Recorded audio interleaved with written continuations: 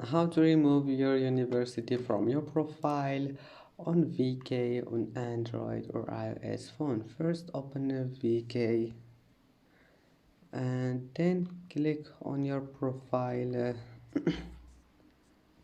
and now click this 3 points here in the top corner, and after that click edit profile, then just scroll down and click education, then click higher and click this pen icon here and click X icon, and that's it.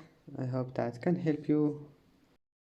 And that's it for today's video. If you like this video, please don't forget to like and don't forget to subscribe, and thank you for watching this video until the end, and see you in the next video.